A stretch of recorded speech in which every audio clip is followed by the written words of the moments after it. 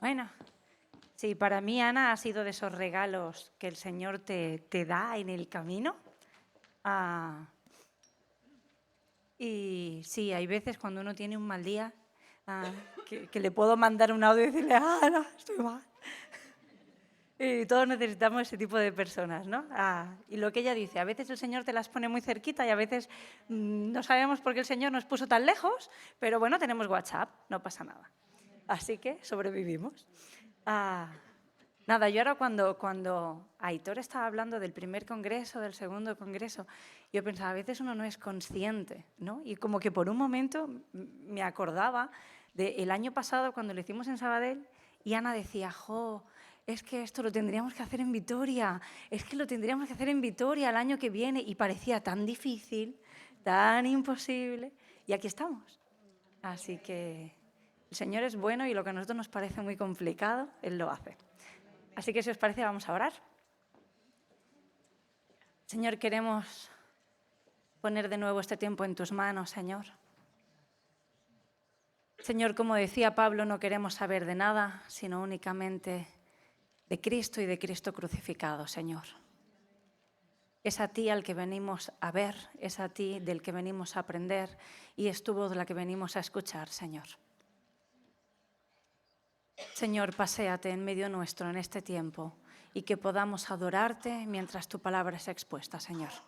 En el nombre de Jesús. Amén. Yo quería empezar con una cita del pastor Paul David Tripp. Él escribió, como el sexo es una creación de la mano de Dios y existe bajo el control de su soberanía, deberíamos abordarlo con reverencia y asombro y no con vergüenza y timidez. El sexo vino de su parte, le pertenece y sigue existiendo a través de él, y a él sea la gloria. Y esa es la intención en este congreso. No vamos a hablar de forma morbosa ni inapropiada de la sexualidad, ni muchísimo menos, pero sí queremos ser claras, porque este mundo habla de forma muy clara. Entonces no queremos pasar por encima de algunos temas para que nadie se incomode.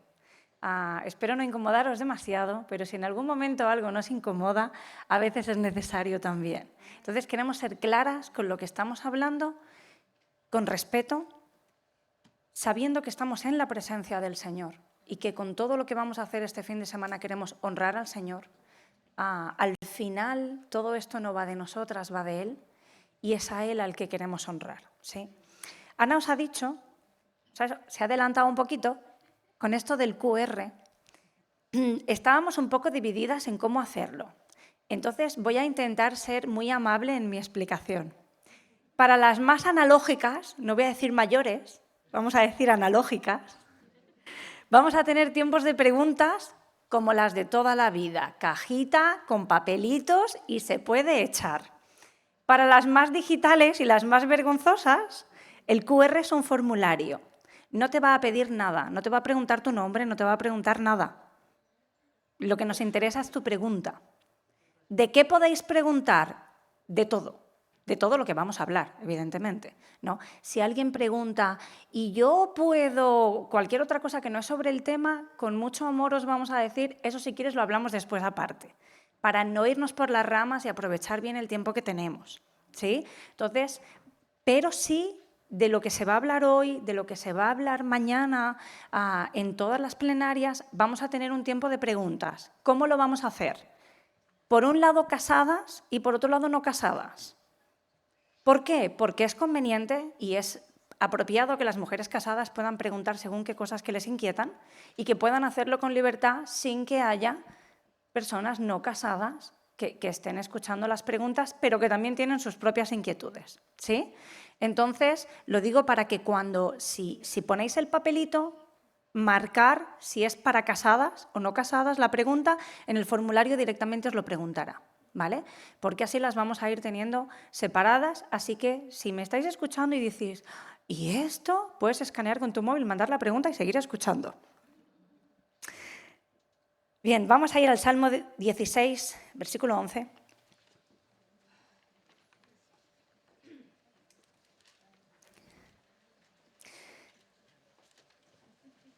Es un versículo muy conocido, lo vamos a leer en 3 versiones, porque creo que entre las tres consiguen captar lo que nos quería decir el escritor original. En Reina Valera dice: me mostrarás la senda de la vida, en tu presencia hay plenitud de gozo, delicias a tu diestra para siempre. La Nueva Traducción Viviente dice: me mostrarás el camino de la vida, me concederás la alegría de tu presencia y el placer de vivir contigo para siempre.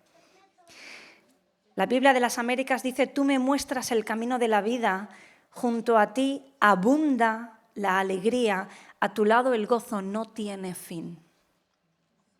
Y el Salmo 119:11 dice: tus mandatos me enseñan lo más valioso, hacen feliz mi corazón. Así que para hablar y entender la sexualidad tenemos que empezar por entender dos cosas. Una, que vivimos en medio de un mundo roto. Vivimos en un mundo quebrantado por el pecado y eso quiere decir que lo que Dios planeó para la sexualidad no es lo que vemos a nuestro alrededor. Y dos, que tú y yo somos pecadoras. Como hijas de Dios hemos sido redimidas, hemos sido rescatadas de la esclavitud del pecado. El pecado ya no domina sobre nosotras, pero hay una realidad y es que quedan residuos de pecado en nuestro corazón con los que vamos a batallar hasta que Cristo venga o nos lleve a su presencia. Y eso, tanto el mundo caído como nuestro propio pecado en nuestro corazón, como el de las personas que nos rodean, hacen que nuestra sexualidad no sea como debería ser. Entonces, conforme vamos viendo cuál es el diseño de Dios para la sexualidad, yo te pido que en tu mente no estés diciendo: pero esto en realidad no es así, esto no pasa así, porque ya te adelanto, esto no pasa así, salvo el Evangelio. El Evangelio es lo único que nos permite vivir la sexualidad tal y como Dios la diseñó para ser. Entonces lo que vamos a ver es cuál fue el diseño de Dios, qué es lo que este mundo ha hecho con ese diseño y cómo volvemos al diseño original. Entonces no te preocupes que vamos a hablar de todas esas cosas que distorsionan el diseño de Dios, porque están por todos lados. Pero primero tenemos que ver la belleza de lo que Dios creó para saber a dónde tenemos que regresar. Si yo sé dónde está mi casa, puedo volver a casa. Entonces primero vamos a empezar por ahí. Porque en los textos que hemos visto nos muestra dos realidades más. Vivimos en un mundo caído, somos pecadores, pero hay dos realidades más. Fuimos creadas por un Dios feliz. Los versículos que hemos visto nos hablan de felicidad, de abundancia, de gozo, de plenitud, de placer. Fuimos creadas por un Dios feliz. La primera vez que yo escuché esto, os prometo que casi me estalla la cabeza. Yo nunca me había planteado si Dios era feliz. La Biblia habla del Dios bendito, dice Pablo, el Dios Macarios. Macarios quiere decir lleno de toda felicidad. Es decir, no hay nadie que haya sido o que vaya a ser más feliz de lo que Dios es. Ese Dios te creó. Y ese Dios te creó para que compartieras esa misma felicidad. Sí, en medio de este mundo roto tendremos aflicción, ya nos lo dijo el Señor. Pero que tengamos aflicción en este mundo no quiere decir que tú y yo no hayamos sido diseñadas para ser felices, para vivir en esa abundancia de placer para la cual fuimos diseñadas. Entonces tu corazón y el mío ansían esa felicidad. No podemos no desearlo, es imposible, porque fuimos diseñadas así. Entonces nadie aquí puede decir: no, a mí esto de la felicidad me da igual. Es imposible. Fuiste diseñada para ser feliz. Y eso no es malo, eso es parte del diseño que Dios te dio. Y eso debe llevarnos a buscar esa felicidad. Este mundo habla de la verdadera felicidad, pero no tiene ni idea de lo que está hablando. Solo un verdadero hijo de Dios puede saber de lo que está hablando. Así que la sexualidad no es un regalo de Dios para los hombres. La sexualidad es un llamado divino a la alegría, también para nosotras. Y fijaros que he usado la palabra llamado divino. No es algo que te pasa, no es un instinto natural que tú tienes. Tu sexualidad en todas las etapas de la vida. Porque sexualidad tenemos desde muy temprana edad hasta el día que nos vayamos. Nuestra sexualidad en cada etapa de nuestra vida es un llamado de Dios. Y con él podemos honrar a Dios o podemos servirnos a nosotras mismas. Solo Dios puede llevarnos a esa plenitud de gozo. Así que vamos a entrar a ver qué es la sexualidad según Dios. Hace tiempo vi una conferencia, de nuevo, del pastor Paul David Tripp, y él preguntaba en esa conferencia algo que yo honestamente no tenía la respuesta. Preguntó cuál creéis que son las 4 palabras más importantes que se han escrito nunca sobre la sexualidad. Va, una pista, están en la Biblia.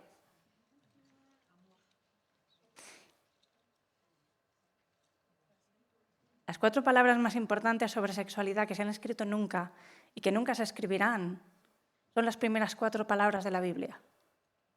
En el principio, Dios. Todo lo que vayamos a decir a partir de ahí solo es explicar lo mismo. Tu sexualidad y mi sexualidad, como todo en esta vida, cualquier cosa que tú quieras conocer sobre ti mismo, sobre cómo funciona el mundo, sobre la vida, la cosa más trascendental en la que haya podido meditar el ser humano nunca, siempre empieza por una realidad última, y es que en el centro de todo hay otro, hay alguien que gobierna, y ese es Dios. Da igual lo que quieras conocer. Da igual que quieras saber cómo se compone un átomo, que quieras saber cómo funciona el corazón de tu hijo o que quieras entender tu propia sexualidad. En el centro de todo siempre está Dios. Fijaros, Hebreos 2:10 dice: aquel por cuya causa son todas las cosas y por quien todas las cosas subsisten. Tu sexualidad existe por su causa. Todas las cosas. 1 Corintios 8:6, solo hay un Dios, el Padre, de cual proceden todas las cosas, y nosotros somos para Él. Tú no decidiste tener una sexualidad, tú naciste así, Dios te diseñó así. Dios te diseñó con un ser, siendo un ser con sexualidad, en este caso una mujer con una sexualidad, y Dios te diseñó para Él. Romanos 11, porque de Él, por Él y para Él son todas las cosas, a Él sea la gloria por los siglos. Amén. Eso quiere decir que si todas las cosas son para Él, si estás tomando notas, apunta: mi sexualidad no es para mí, mi sexualidad es para Él.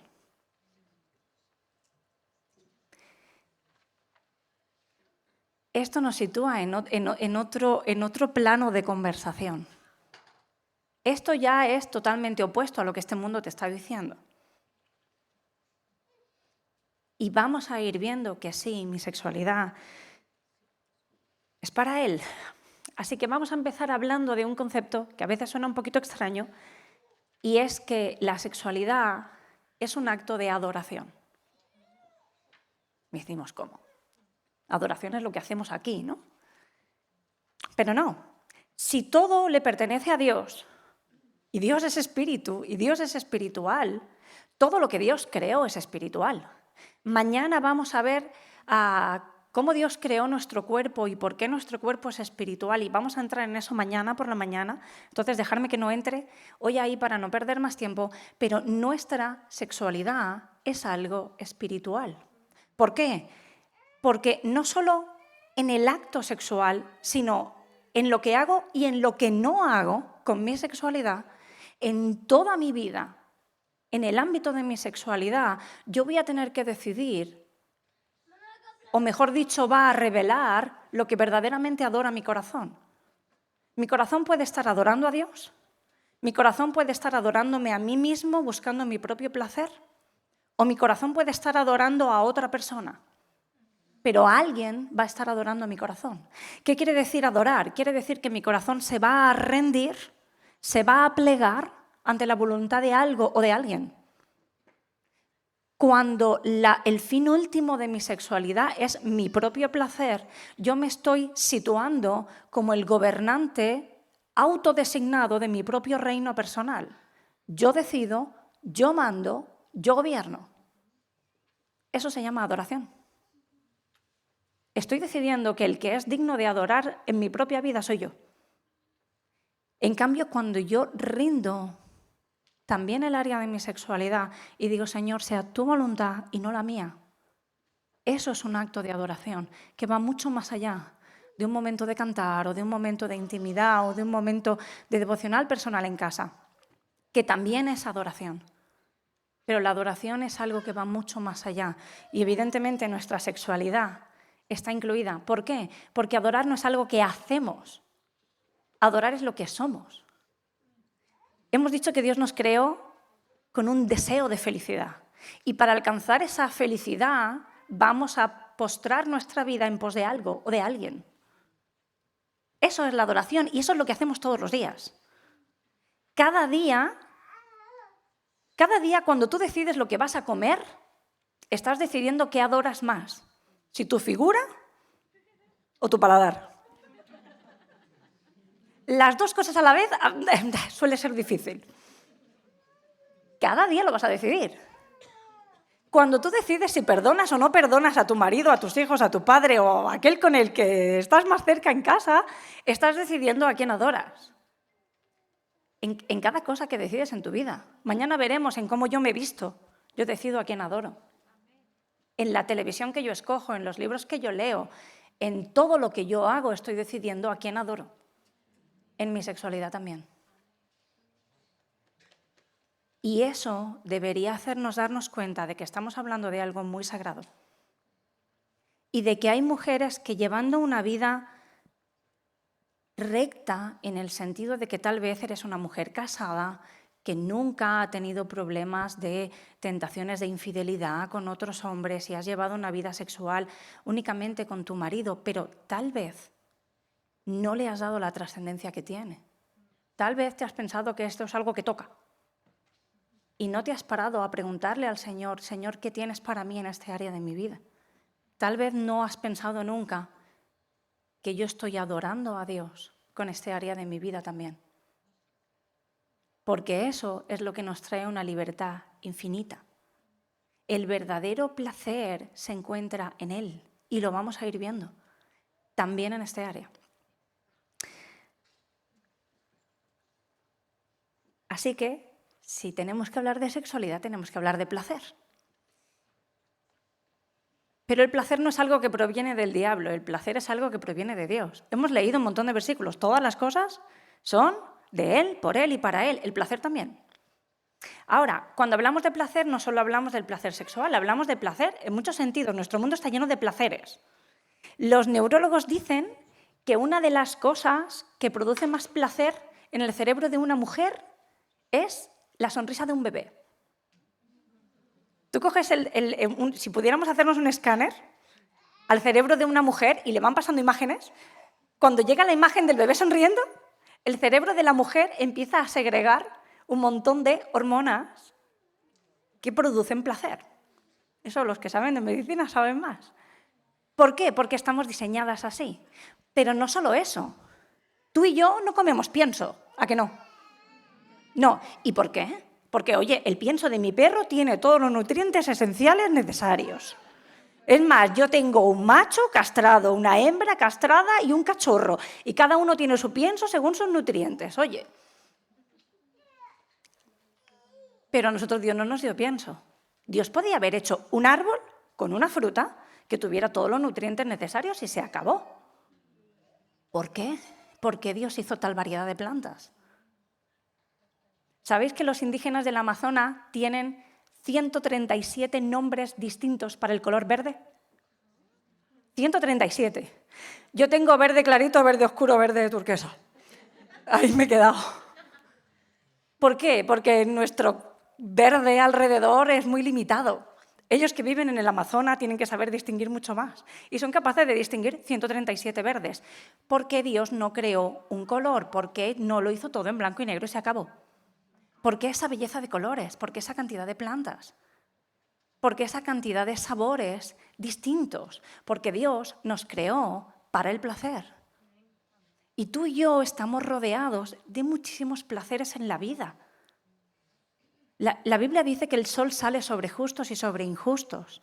Hay una gracia común que hace que hasta el más malvado de los seres humanos tiene momentos de placer y puede sentir la caricia de un ser querido, un abrazo en un momento dado, la sonrisa de un niño. Las que habéis sido madres y uno está en el parto, que quiere que todo eso se acabe, y te ponen a tu bebé encima y tu bebé te mira y dices, es lo mejor del mundo, se te ha pasado todo. Da igual qué tipo de madre vayas a ser, ese placer ya lo tienes. ¿Por qué? Porque Dios nos diseñó así, nos diseñó en un mundo de placer. Ahora, trasládate al jardín del Edén. Sin pecado, en un mundo que no estaba roto, sin pecado en Adán y Eva, el huerto del Edén era el lugar de las delicias, era el lugar del placer. Todo lo que les rodeaba, Adán y Eva se miraban el uno al otro y sentían placer. Había placer sexual entre ellos, pero había placer en su relación con Dios, en su relación con la naturaleza. Dios nos creó para disfrutar de ese placer. Piensa una cosa, Dios nos podía haber dado la capacidad reproductiva de un salmón. ¿Sabéis cómo se reproducen los salmones? Mamá salmón, después de caminar, nadar no sé cuántos kilómetros a contracorriente, no me preguntéis, pone los huevos y se va. Y todos los machos que pasan por ahí esparcen su esperma por encima de los huevos y se van también. Papá y mamá probablemente ni se llegan a ver nunca. Ahí se acabó. Y tenemos salmones. Dios nos podía haber creado así, como sistema reproductivo es efectivo. Si Dios quería que nuestra sexualidad fuera un sistema reproductivo, lo podía haber hecho mucho más sencillo. ¿Por qué Dios nos dio la sexualidad tal y como nos la dio? Porque era parte, vamos a ver, todo lo que implica nuestra sexualidad cuando la entendemos según el diseño de Dios. Entonces, da igual que tú hoy estés casada o estés soltera. Cuando sentimos ese impulso en nuestro interior, debería haber agradecimiento en nosotras. Es decir, gracias, Señor, por lo que tú me regalaste. Si hoy lo puedo disfrutar bien, si es tiempo de esperar, gracias, Señor, porque va a llegar ese momento. Luego veremos. Pero gracias, Señor, por cómo me diseñaste. Sí, y si lo estás viviendo como una tierra de dolor, yo espero que el Señor pueda traerte libertad y sanidad en este fin de semana para que puedas empezar a decirle gracias, Señor, por el regalo que me hiciste y que tal vez hasta ahora no he podido disfrutar como debía. Así que el placer no es el problema. No sé tú qué definirías como placer.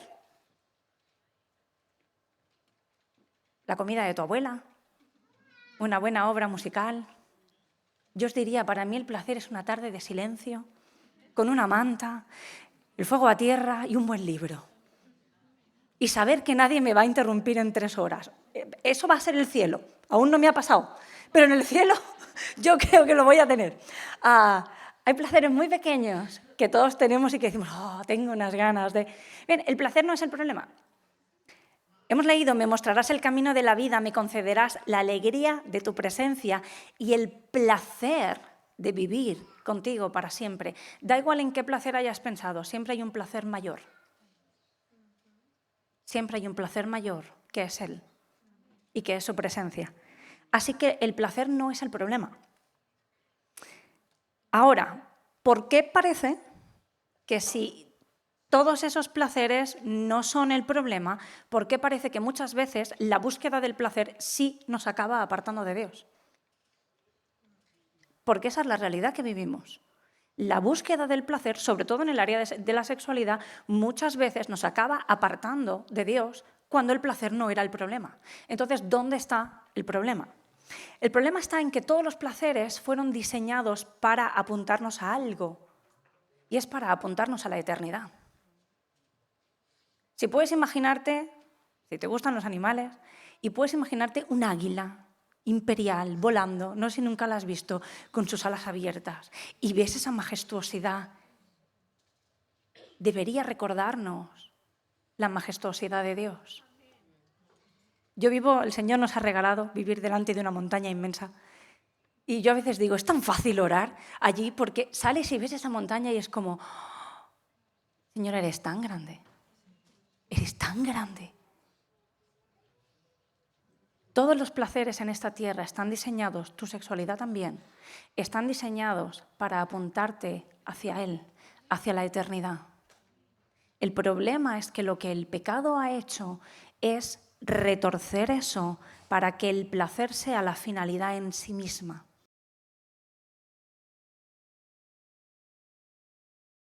Dios detrás de cada placer.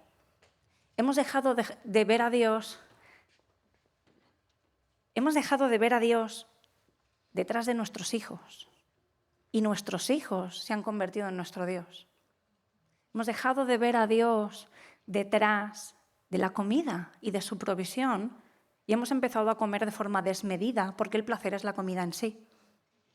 Hemos dejado de ver a Dios detrás de nuestra sexualidad y hemos pensado que el sexo es la finalidad de por sí. Cuando perdemos ese apunte, esa meta, alguien dijo, el deseo sexual debería ser como ese cohete, el radar que hay en la punta del cohete que nos lleva a casa. Porque de todos los placeres, ciertamente el más elevado de los placeres en esta tierra es el placer sexual. Pero está diseñado únicamente para que te apunte al placer definitivo, que es su presencia. Así que desear el placer no te hace carnal. Mujer casada, desear el placer con tu marido no te hace carnal, te hace muy espiritual. No es algo desagradable, es parte de un plan precioso del Señor contigo. Mujer soltera, desear el placer sexual no te hace carnal. Puedes vivirlo plegado a la voluntad del Señor, pero tener ese deseo en tu interior no te hace carnal ni pecadora. Dios lo diseñó, y sé que lo he dicho muchas veces, pero lo vamos a seguir diciendo. Dios lo diseñó y su diseño es precioso. El pastor ha leído antes, todo lo que Dios hizo es bueno en gran manera. No lo podemos vivir de cualquier manera, pero el diseño en sí, el hecho de que tú tengas un deseo sexual, es bueno en gran manera. No es pecaminoso. Ahora, a veces para satisfacer ese deseo sexual cometemos actos pecaminosos, de eso hablaremos, pero el deseo en sí no lo es. ¿Cómo lo hizo el Señor para mantener a Adán y a Eva bien enfocados? Los mete, hemos dicho, en un mundo de placer, los rodea de toda clase de placeres. Ahora, ¿cómo lo hizo el Señor para que el corazón de Adán y Eva no se centraran en ese placer, sino que siguieran enfocados en él? Les puso límites. El huerto del Edén era un lugar de muchísimo placer, pero no era un lugar de placer ilimitado. Era un lugar de placer con límites. Había unos límites geográficos. Edén tenía su principio, su final, tenía sus 4 ríos, pero además había un árbol que no podían tocar. ¡Qué crueldad! Parece que Dios quiere que disfrutes menos. No, Dios quiere que disfrutes bien. Dios quería que Adán y Eva no se convirtieran en adictos de ese placer. Querían que pudieran disfrutar de ese placer bajo la voluntad y el señorío de Dios, en obediencia. Por eso tenía que haber un límite. El límite no estaba pensado para cortarles el rollo. El límite estaba pensado para proteger su corazón. Todos los límites de Dios están pensados para proteger nuestro corazón, porque sabe Dios que el corazón es engañoso más que todas las cosas. Hoy veníamos en el camino hablando de si has visto alguna película de Hollywood, si alguna vez has encendido Netflix y has visto alguna película para mujeres, habrás escuchado, sigue tu corazón porque él nunca te va a fallar, nunca te va a mentir.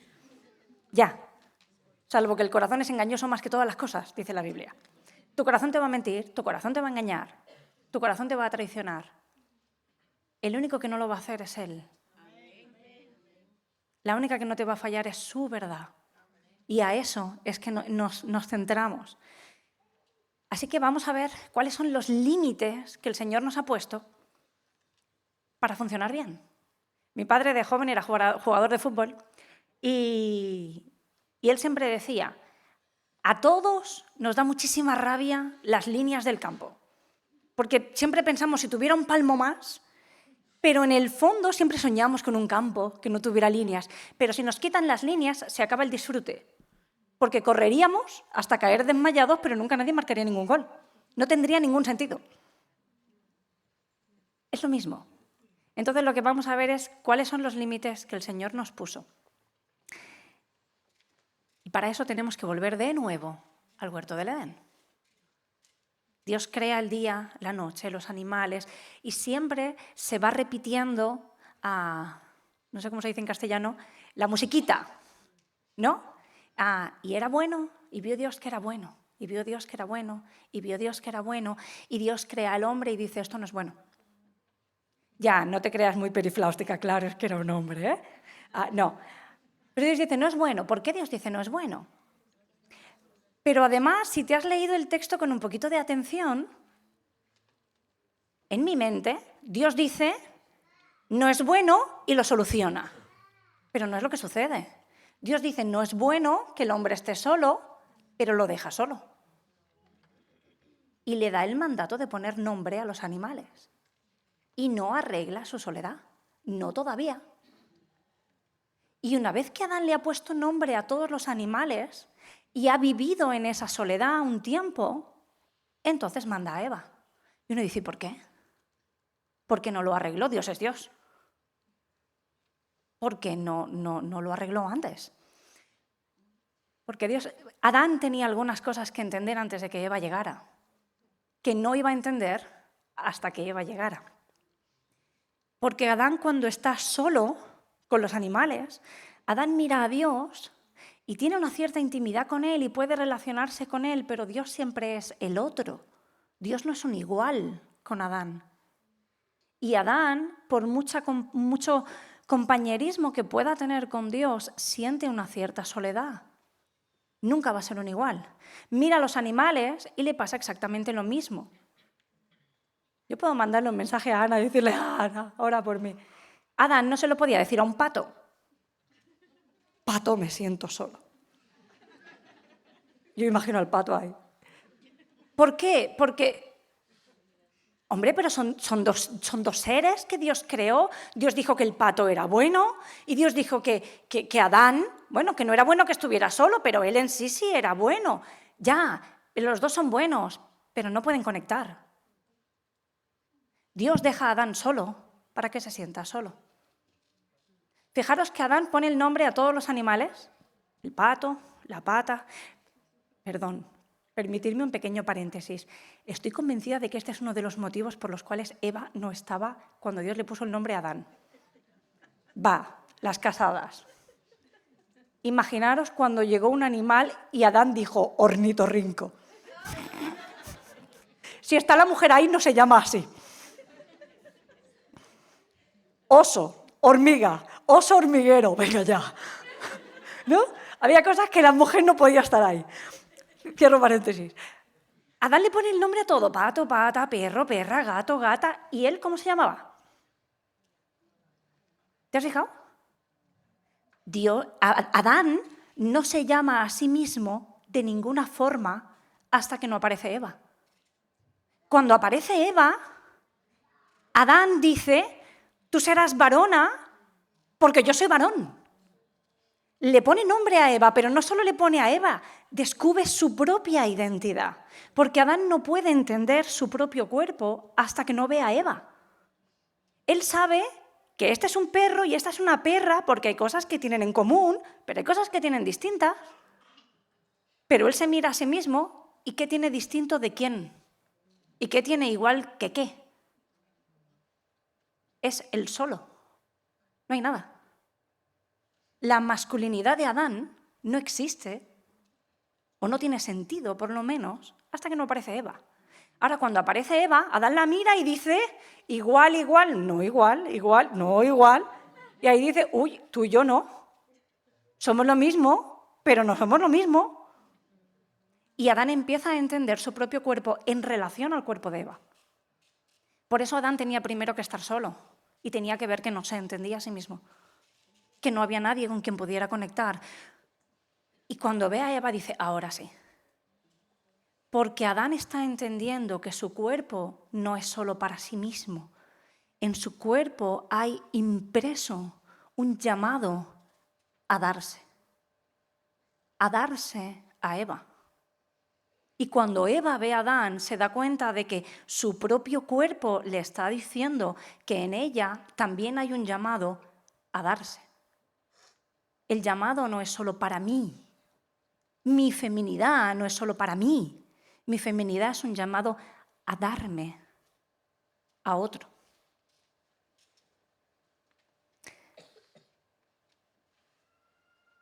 Así que cuando Adán ve a Eva, número 1, entiende su propio cuerpo, pero número 2, entiende su llamado. ¿Cómo su llamado? La Biblia dice, no es bueno que el hombre esté solo. ¿Por qué no era bueno? Podríamos decir no es bueno o no es apto, no es adecuado. Sería una traducción tal vez más ajustada. No es adecuado. ¿Por qué? El hombre fue hecho, varón y hembra, Dios los creó. ¿Cómo los creó? A imagen y semejanza de Dios. Ahora, ¿cómo es Dios?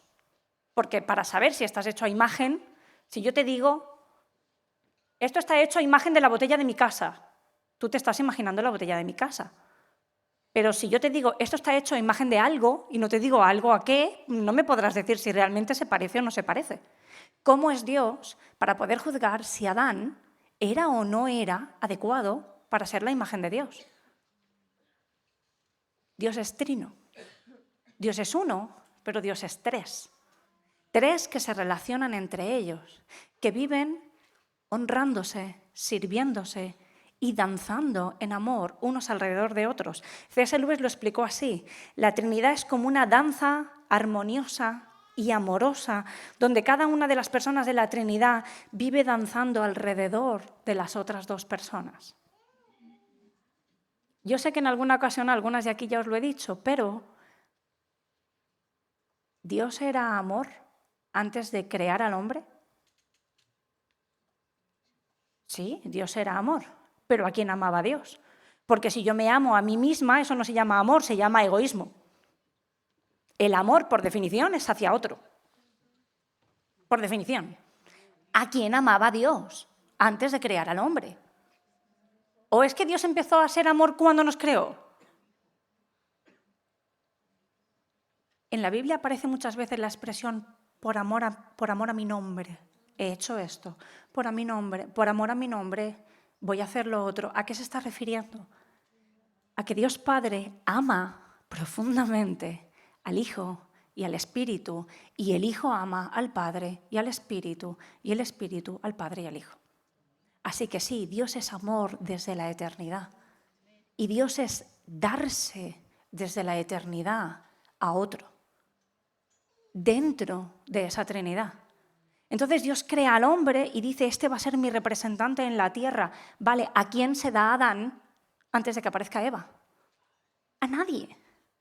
Por eso no era bueno, no era adecuado.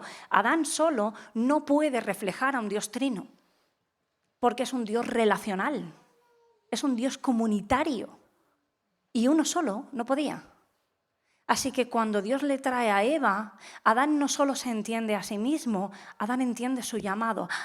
Ahora entiendo ese llamado a darme, ese llamado hacia otro, porque ahora seremos uno, pero somos dos. Somos uno, pero yo me doy hacia otro. Y así, Dios hace de padrino y oficia la primera boda de la historia de la humanidad. No había familiares alrededor, pero tenían a los animales. Trae a la novia, el novio estaba ahí esperando. Tenemos la primera boda de la historia, el primer hombre, la primera mujer y la primera noche de bodas de la historia. Y ahí, una vez que son uno, porque acordaros que la Biblia dice, y dejará el hombre a su padre y a su madre. ¿Por qué? Esa es la conclusión del escritor divino. El hombre dice, yo soy varón, tú varona, ¿por qué? De mi cuerpo fuiste tomada, y dice el escritor divino, Por tanto, dejará el hombre a su padre, a su madre, y se unirá a su mujer, y serán una sola carne. Y una vez son una sola alma en un sentido, una vez son una sola carne en ese pacto matrimonial, ahora sí llega la primera noche de bodas. Así que ahí Dios nos está definiendo cuáles son las líneas, cuál es el marco, cuál es el campo de juego.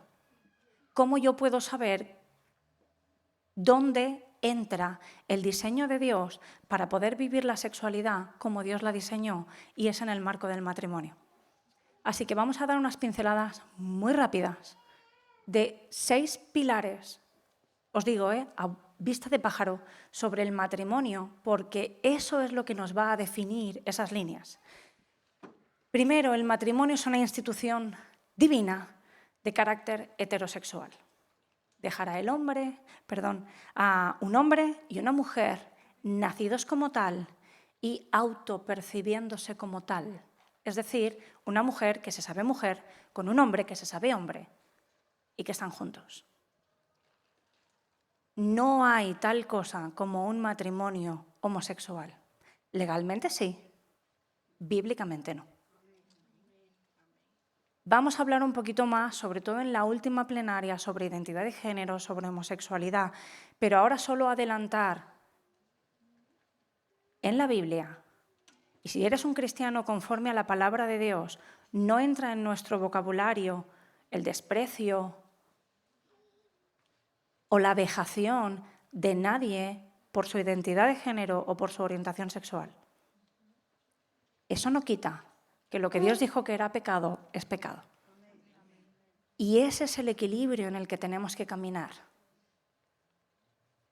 Si hay alguien aquí que está luchando con eso, te digo, no es tu mayor problema. El mayor problema de un homosexual cuando entra por esas puertas no es que sea homosexual, es que se está yendo a una eternidad de sufrimiento y frustración y que está sujeto a la ira de Dios. Y el Evangelio cambia eso. Así que sí, es algo de lo que tenemos que hablar y tenemos que llamarlo pecado, tal y como la Biblia lo llama pecado. Pero no por eso nuestras iglesias dejan de ser un lugar donde todo pecador puede hallar perdón, restauración y el consuelo que proviene del Evangelio. Un hombre y una mujer, autopercibiéndose como tal. Segundo, es una relación monógama. Dejará el hombre a su padre y su madre y se unirá a su harén.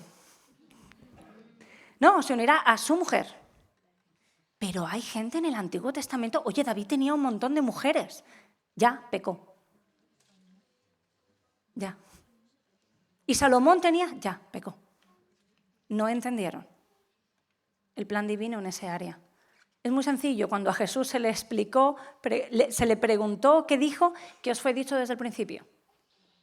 Dejará el hombre a su padre y a su madre y se unirá a su mujer. No hay ninguna otra interpretación posible en la vida. Es una relación monógama, solo un hombre, solo una mujer. Tercero, el matrimonio se sustenta en la separación. Y aquí me encantaría quedarme, pero no lo voy a hacer. Dejará el hombre a su padre y a su madre. Chicas que lleváis poco tiempo casadas, o mucho, pero bueno, espero que las que lleváis mucho ya lo tengamos más trabajado. Chicas que lleváis poco tiempo casadas, chicas que os vais a casar, el día que te cases se cortó el cordón umbilical con papá y con mamá. Tu primera consejera ya no es mamá, es tu marido.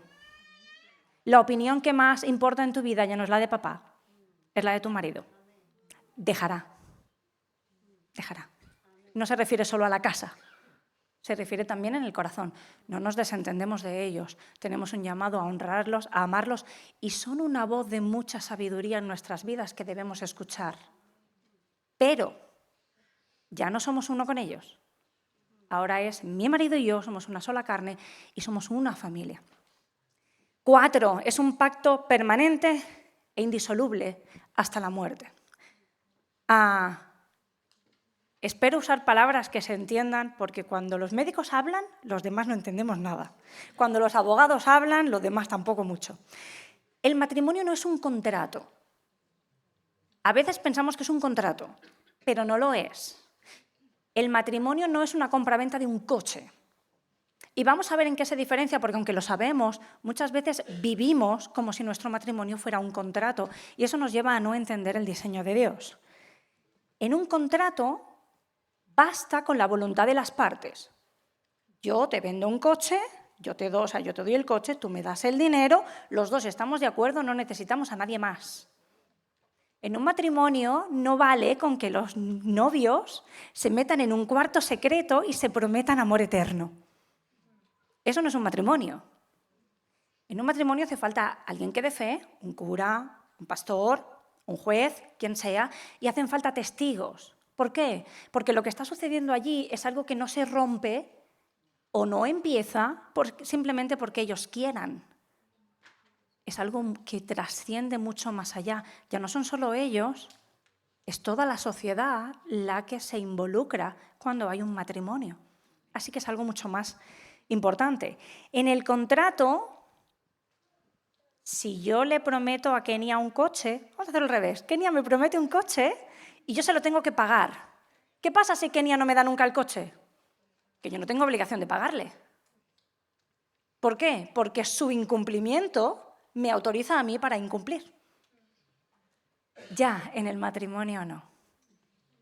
En el matrimonio, si te casaste o si te vas a casar, a ti te van a preguntar, o un día te preguntaron, si tú prometías amarlo, respetarlo, serle fiel en la salud y en la enfermedad, en la alegría y en la tristeza, hasta que la muerte os separe, a cambio de... No hubo un a cambio de. Y además, mujeres, ¿os habéis fijado que nosotras nos comprometimos primero? Tú te comprometiste antes y dijiste si quiero antes de que le preguntaran a tu marido nada. ¿Te acuerdas? Pero es que él va, os voy a decir un secreto, esta conferencia no va de todo lo que tu marido hace mal, de todo lo que Dios quiere cambiar en tu marido. ¿A que os ha gustado la última canción? ¿A que sí? ¿Empieza en quién? Una hermana muy querida, con la que me suelo tomar también cafés online, me mandó un mensaje de WhatsApp y me decía, hermana, me encanta esta canción, solo que yo le cambiaría un poco la letra, porque yo diría, empieza en él y sigue en ella y después en el otro. Yo me moría de risa porque pensaba, así somos. Así somos. Empieza en mi marido y sigue en mis hijos y después en no sé quién y después en aquel de allí y en el joven que no se entera y de mí ya hablamos luego. Pero todas hemos cantado Empieza en mí.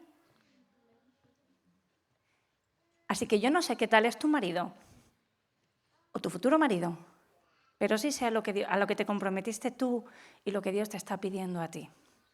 Pero es que además en un contrato hay algo que se llama la contraprestación de las partes. Es decir, Kenia no me puede vender una casa por €1. Yo sé, todos sabemos de alguien que vendió su casa por €1. Mentira, porque Hacienda los cruje. No puede pasar, es imposible. ¿Por qué? Porque tiene que haber una correlación lógica entre lo que da una parte y lo que da la otra. Si no, ese contrato es un fraude. Si tú me dices, te vendo una casa por €1, Hacienda viene y te dice eso es nulo porque es un fraude. Nadie vende una casa por €1 porque no vale €1. Tiene que haber una correlación lógica. De la misma manera, si tú vas mañana a Zara y ves una blusa que te encanta y pone €1.000.000, te pegas una risa. ¿Por qué? Porque ninguna camisa vale €1.000.000. No hay correlación en ese contrato, no tiene sentido. En el matrimonio tampoco funciona así. Yo no mido lo que yo doy en función de lo que recibo.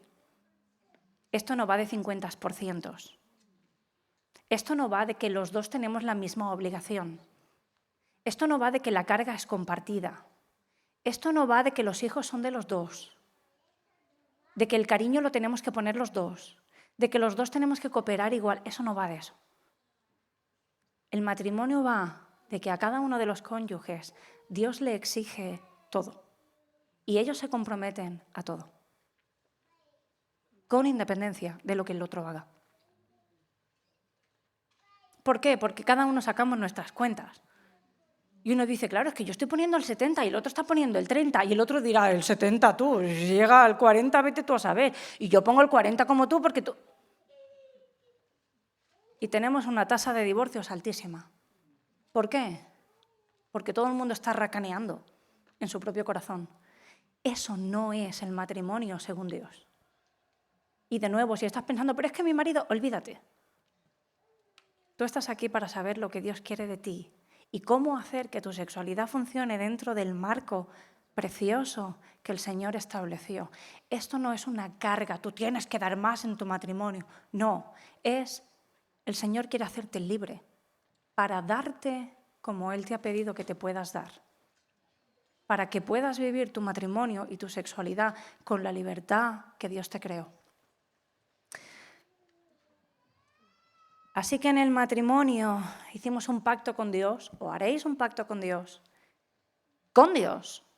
y delante de Dios con otro, de que nos querremos aunque nos salga barriga, aunque llegue el estrés de la vida, aunque los niños tengan un día insoportable, aunque los querramos tirar por la ventana y después digamos, ay, con lo monos que son.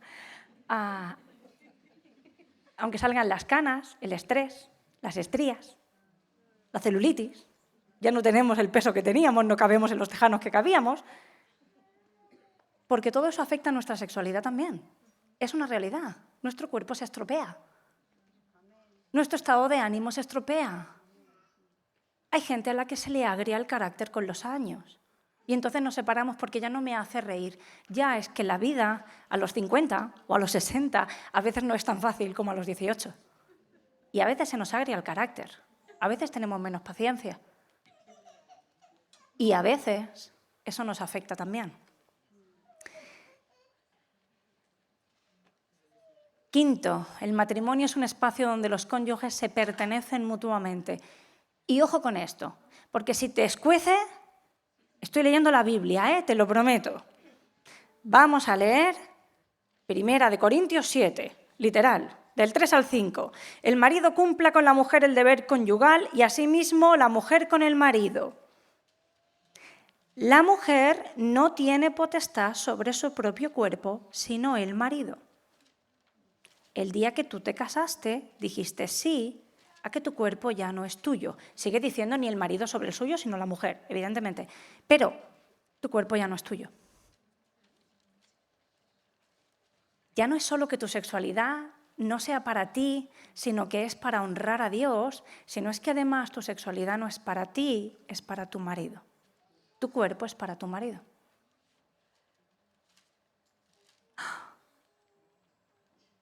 Eso no me lo dijeron. Tarde. Tu cuerpo es para tu marido. Y el de tu marido para ti. Y acordaros que estamos en la tierra del placer. Y que este diseño es el que nos garantiza vivir en abundancia de gozo. Eso no es... Y entonces, ¿qué? Lo que yo quiero nunca importa. Entonces lo que yo sienta da igual. Entonces, ¿yo qué? No va de eso. Toma tu cruz y sígueme. Esa es la oferta de Cristo. ¿O a ti te hicieron otra distinta? La oferta de Cristo es toma tu cruz, deja todo lo que tienes, toma tu cruz y sígueme. ¿Y cuál es la promesa? Vida abundante. Vida abundante. La oferta de Dios para el matrimonio es muere a ti misma y da todo lo que tienes en favor del otro. Resultado, vida abundante, plenitud de gozo. Y yo sé que esto es todo lo contrario de lo que dice esta sociedad, donde es busca lo tuyo, quédate con esa pareja mientras te hace feliz, si es que funciona y si es que hay chispa. Pero lo que Dios está diciendo es, muere a ti misma, date, porque ese es el llamado que llevas imprimido en tu ser como imagen de Dios. Solo así el hombre y la mujer, juntos, dándose el uno al otro, podían reflejar a un Dios trino. Y el último, el propósito del matrimonio es reflejar a Cristo en la Iglesia. Por esto dejará el hombre a su padre y a su madre y se unirá a su mujer y los dos serán una sola carne. Grande es este misterio, mas yo digo esto respecto de Cristo y de la Iglesia, dice Efesios 5. El matrimonio está hecho para reflejar a Cristo y a la Iglesia. En el primer congreso dijimos que mi feminidad no trata de mí, trata de Dios. En el segundo dijimos que mi maternidad no trata de mí, trata de Dios. Y en este, al final, lo que estamos diciendo es que mi sexualidad no trata de mí, trata de Dios. ¿Y cómo funciona el sexo matrimonial? ¿Qué es lo que tiene de especial el sexo matrimonial? Vamos a ir, ahí sí, las que tengáis Biblia o móvil, Proverbios 5, y vamos a leer del 15 al 19, en este ratito que nos queda.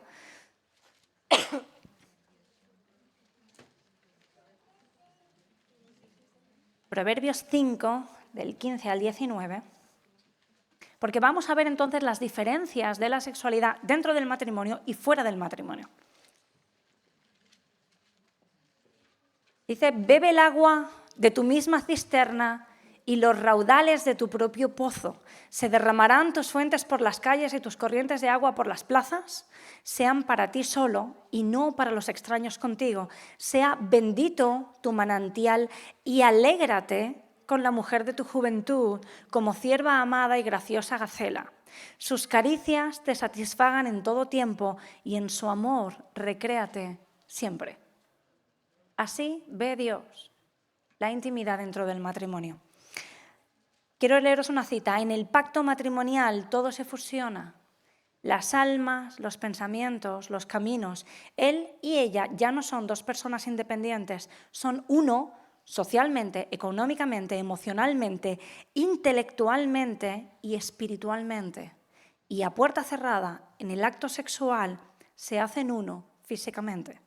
La intimidad sexual es sellar con la piel el sí del corazón. Tradicionalmente, si habéis visto alguna película medieval, sobre todo alguna de reyes, habréis visto que en la noche de bodas, la pareja nupcial entraban en la habitación, pero los cortesanos se quedaban fuera esperando a la prueba de que se había producido la consumación del matrimonio. Aún ahora, legalmente, si el matrimonio no se consuma físicamente, puedes pedir la nulidad. Aún ahora. Y hay gente que después de niños piden la nulidad por no consumación. Bueno, eso para otro momento. ¿Por qué se le llamaba la consumación? Porque aunque uno ha hecho una promesa con su boca, aunque esa promesa ya es válida, la intimidad sexual es el sello que Dios dio para ese pacto que hemos hecho. El pacto delante de Dios tiene una esfera pública, que hemos dicho, delante de alguien que da fe, delante de los testigos, pero ese pacto no acaba ahí, ese pacto se sella, no con un boli, se sella en la intimidad. Y cada vez que un matrimonio entra en ese tiempo de intimidad sexual, está renovando esos votos otra vez. Cada vez que un hombre y una mujer casados tienen ese tiempo de intimidad, le están diciendo al otro, sigo aquí y seguiré aquí. Te sigo amando y te prometo que te voy a seguir amando. De eso va. Pero eso solo puede existir cuando ha habido un compromiso con todos los requisitos que hemos dicho antes. Yo no sé cuántos de vosotros habéis visto Avatar, pero a mí me encanta el momento donde ella le explica a él cómo se dice en Na'vi te quiero. Ellos no dicen te quiero. Todos los que habéis visto la película, ellos dicen te veo. ¿Qué significa te veo? Te veo significa veo tu verdadera esencia, te respeto, te saludo, te honro, te reconozco, te recibo y conecto contigo. Eso no se lo inventó Pixar. Eso es una definición hebrea. Eso es lo que significa.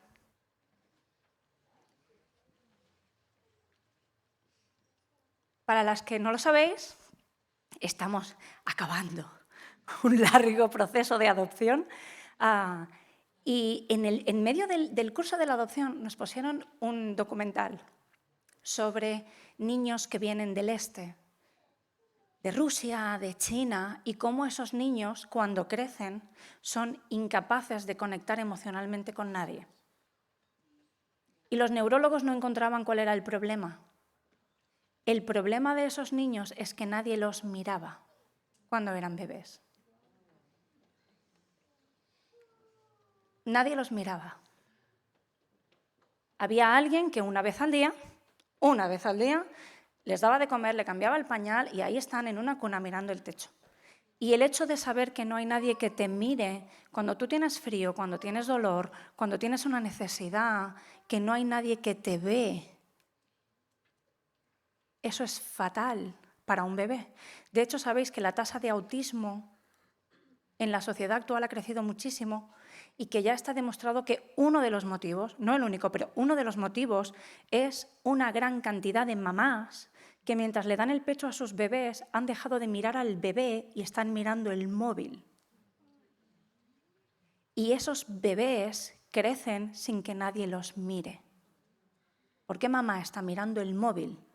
Cuando Dios diseñó la mirada, el radio de visión del bebé es exactamente la distancia entre el pecho y la cara de su madre. Porque ese tiempo de intimidad está hecho para que el bebé sepa que te veo. Ahora, el bebé no quiere que su madre recuerde qué tal era mi barriga, qué tal eran mis pies. Eso al bebé le importa poco. ¿Qué es lo que el bebé necesita?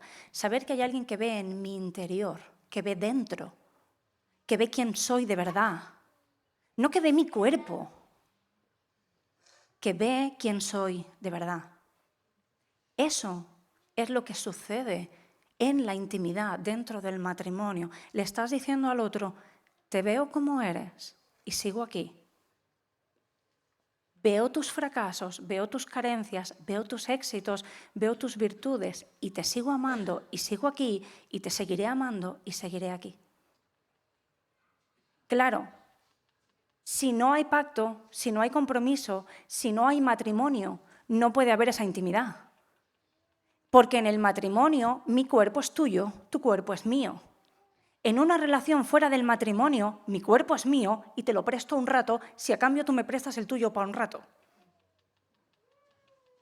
Quiero tu cuerpo y lo que puedo sacar de beneficio de tu cuerpo, pero en el fondo no te quiero a ti. No para siempre. Te quiero para un rato.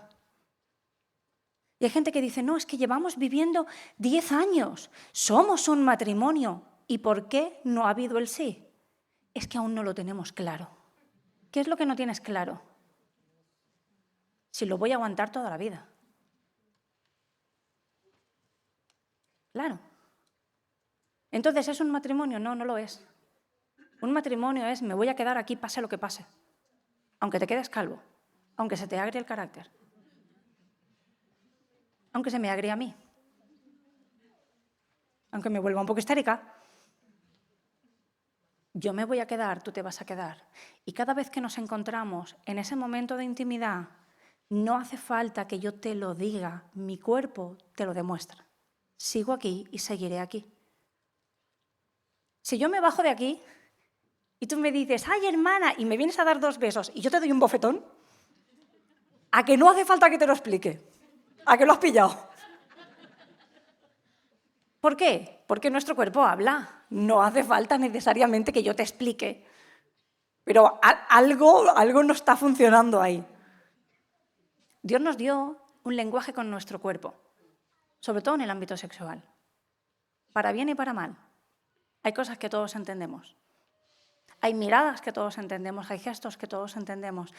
Y en la intimidad sexual, cuando no hay ropa de por en medio, cuando no hay intermediarios, cuando ya no están los niños, cuando no está papá y mamá, cuando no está la amiga ni el amigo, ni la tele ni nada que distraiga, y solo están ellos dos, sin nada en medio, sin que digan otra vez si quiero, están diciendo con su cuerpo exactamente eso.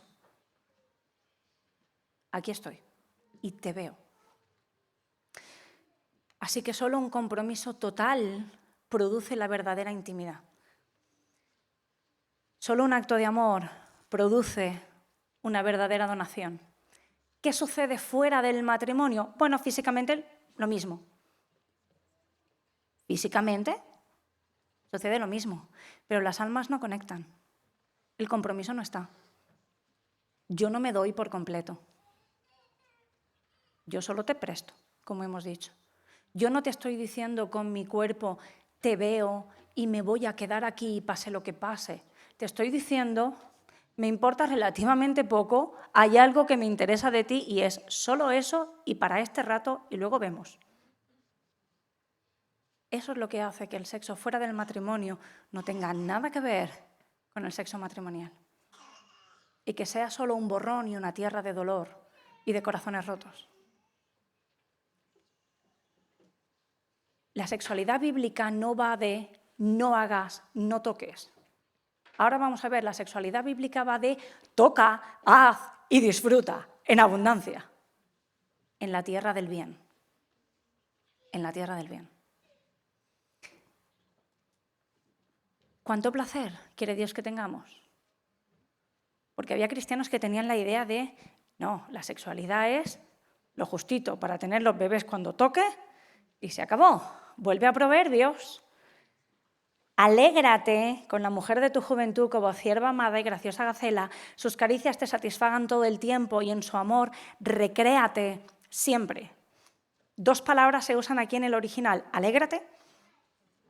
En el hebreo es samaj, que habla de un momento intenso de placer y de júbilo, de un estímulo externo que produce en nosotros una respuesta tan profunda que necesitamos expresarlo de alguna manera.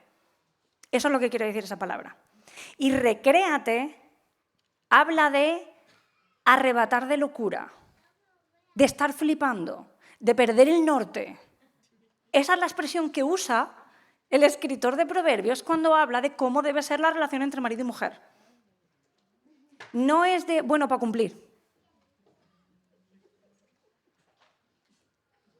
Está hablando de una abundancia mucho más allá de lo que te plantea Hollywood. Y no te está diciendo, esto es para la luna de miel, como mucho a más estirar que te dure el primer año. Vuelve a leer Proverbios.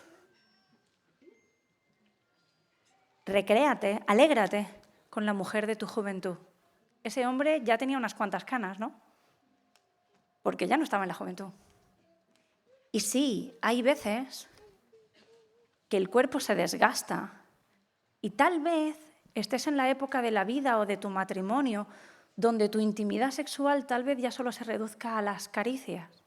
Pero fíjate, dice, y en sus caricias recréate siempre. No solo estamos hablando de un tipo de intimidad, estamos hablando de 2 personas que se dan el uno al otro de 1000 maneras distintas. Y de que eso nos dura toda la vida. Porque es algo que yo hago desde el corazón para darme al otro en amor. Y mi cuerpo solo acompaña. Por eso da igual si mantienes tu figura o no la mantienes. Porque no es la finalidad. Cantares 1:4 dice, hazme del todo tuya, date prisa, llévame, oh rey, a tu alcoba, regocijémonos y deleitémonos juntos, celebremos tus caricias más que el vino. Así que esa chispa de Hollywood, del matrimonio, que parece que una vez se casan, se acaba y están los 2 con los pelos así y criando niños que corren y uno dice, ¿para qué me casé? La Biblia no va de eso. La Biblia no va de eso. Va de gozo en abundancia. En abundancia. Para todo lo que el Señor os permita vivir hasta que la muerte os separe. De eso va. Ya, pero a lo mejor no es eso lo que estás viviendo. Ya, porque somos un pecador casado con un pecador en un mundo caído. Y a veces nos toca volver a la fuente inicial, nos toca volver a la cruz y decir, Señor, tal vez he despreciado el regalo que tú me hiciste, no lo he valorado suficiente y no lo estoy viviendo como debería. Pero la promesa del Evangelio es que Él hace nuevas todas las cosas. Así que para acabar, porque claro, si esto es tan fantástico y si el placer sexual es el más elevado de todos los placeres que puedes vivir, ¿qué pasa si estás en una etapa de la vida donde no te encuentras dentro de los límites del matrimonio? O porque no has llegado, o porque ya se te fue. ¿Qué pasa entonces? ¿Cómo vivo esa vida de abundancia entonces? ¿Qué pasa si estoy en medio de un mal matrimonio y tengo un marido áspero o tengo un marido que no se corresponde ni en mucho ni en poco con ese plan de Dios. Entonces, ¿cómo lo hago? La vida dice que Dios puso eternidad en el corazón del hombre. Y hemos dicho que todos los placeres fueron diseñados en última instancia para apuntar hacia la eternidad. ¿Qué es la vida eterna? La vida eterna no es algo, la vida eterna es alguien. La vida eterna es Cristo. Y todos los placeres fueron diseñados para apuntarlo a Él. No os voy a preguntar que levantéis la mano, pero chicas solteras, el día que te cases descubrirás que incluso el placer sexual no sacia. Por eso tenemos un mundo tan torcido, buscando hacer 1000 cosas extrañas para intentar que le sacie, porque el placer sexual no sacia. La comida no sacia. Te puedes pegar hoy el atracón que quieras, en 6 horas vuelves a tener hambre. Mis hijos han estado 3 días en PortAventura y mi hijo, que es un friki de la adrenalina, estaba calculando en cuántas atracciones me voy a subir, mamá, cuántas veces me da tiempo a subirme al Shambhala, y estaba a tope emocionado. Y el último día dice, mamá, qué pena, ya nos vamos. Digo, hijo, has tenido 3 días, yo estaba agotada. 3 días has tenido. Dice, ya, mamá, pero es que faltaba más. ¿Recuerdas unas vacaciones que planeaste, que tenías todos los detalles, todo, donde acabaras diciendo, qué bien, ha sido todo perfecto, no me ha faltado por hacer nada, no me ha sobrado nada? ¿A que no? ¿A que siempre hay un pero? Siempre falta algo. El día de mi boda fue fantástico, pero se acabó pronto, se me hizo corto. Y venimos a un congreso y disfrutamos de la presencia del Señor y muchas veces lo que más oyes es, qué pena, se me ha hecho tan corto, porque hay pena, porque ningún placer fue diseñado para que digas, tengo suficiente. Fue diseñado para que te des cuenta de que hay hambre en ti. De hecho, yo sé que muchas veces vamos a un congreso esperando que el Señor nos llene. Antes orábamos y yo decía, mi oración es que no se vayan saciadas. Mi oración no es de aquí que te vayas diciendo, me siento llena del Señor, sino siento que hay tanto más por alcanzar, porque de eso va el placer, de eso va esta vida, de saber que hay más, de saber que hay una esperanza eterna que nos espera después. Pero la Biblia dice que por la fe, esa esperanza eterna que es Cristo habita ya en nuestros corazones. Si tú le has entregado tu vida a Él como tu Señor y como tu Salvador, esa vida eterna que un día disfrutarás en plenitud, hoy ya habita en tu corazón. Y aunque nuestra sexualidad es fantástica y es un gran regalo del Señor, solo apunta a esa eternidad, pero no te sacia. Pero aquel que habita en tu corazón sí te sacia. También en este área. Y es muy fácil, a veces cantamos, Señor, tú eres más que suficiente. Sí, pero si mi novio quiere tener relaciones sexuales, soy incapaz de decir que no, porque, hombre, todo el mundo lo necesita. No, Él es más que suficiente. Y mañana veremos por qué nos hemos creído esa mentira de que en el fondo Él no es suficiente para saciarnos en esta área, pero sí lo es. Y como contrapartida, ningún hombre lo es. Ningún hombre, ninguna relación va a saciar lo que solo Cristo puede saciar, porque en el fondo lo que tú ansías no es sexo. Lo que tu alma necesita no es sexo, lo que tu alma necesita es eternidad. Y eso solo nos lo da Él. Así que sí, queremos disfrutar este área de nuestra vida, vivir en plenitud el regalo que el Señor nos dio, pero sabiendo que no es el objetivo final, que yo no soy un adicto de esto, que esto solo me recuerda lo mucho más maravilloso que es Cristo. Solo una pregunta para acabar. Si ahora mismo te apareciera un ángel, y supieras que es un ángel de verdad, aparece un ángel de verdad, y te dice, cambio de planes. En el cielo no están tus seres queridos, ninguno, no los vas a ver. No se acaba el dolor, no se acaba la enfermedad, no va a haber alegría para siempre, no es una tierra de descanso y vas a seguir en las mismas penas y las mismas amarguras que en esta vida. Eso sí, Cristo está. ¿Te vale? No me contestéis, no me contestéis. No me contestéis. Ahora, imagínate que volvemos atrás, rebobinamos, aparece el ángel y te dice, oye, cambio de planes, faltaba un libro en la Biblia. Cristo no va a poder estar en el cielo, pero no te preocupes, van a estar todos tus seres queridos, se acaba la enfermedad, se acaba el dolor, abundancia de todo, nunca más te va a faltar de nada, reposo para siempre, placeres en abundancia por toda la eternidad. ¿Lo compras? No me contestes, pero piénsatelo. ¿Lo compras? Si yo te digo, no, solo hay una de esas dos alternativas, las dos no puedes tener, o una o la otra, ¿con cuál te quedas?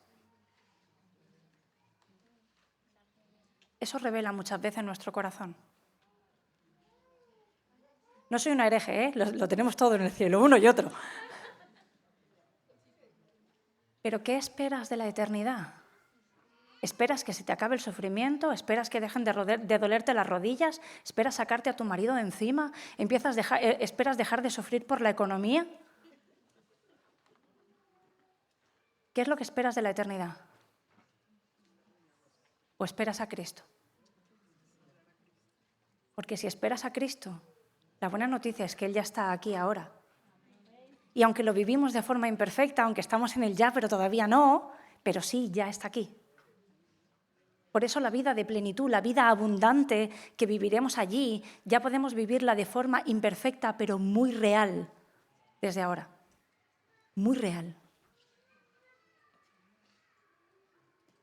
A un hombre, mi marido, le dijo, es que en el cielo seguiremos trabajando y no va a haber sexo. Y dijo, ¿y para qué quiero ir? 20 años de cristiano. Y dijo, ¿para qué quiero ir? ¿Qué cielo es ese? Y le dijo, ¿no te has leído tu Biblia? ¿Qué cielo es ese? ¿Qué esperas de la eternidad? Tal vez no esperabas lo que deberías, pero si es así, solo es porque aún no has descubierto toda la belleza de Cristo. Solo es porque tus ojos están a medio abrir todavía. Y yo te diría, medita en esta noche en eso en tu corazón. Y si es así, dile, Señor, abre mis ojos para que pueda verte tal cual eres, para que pueda ver realmente toda tu hermosura. Que tú no eres una cosa pequeña que me cabe en un bolsillo, no eres un accesorio del cielo. Tú eres la vida abundante, tú eres la vida eterna. Amén.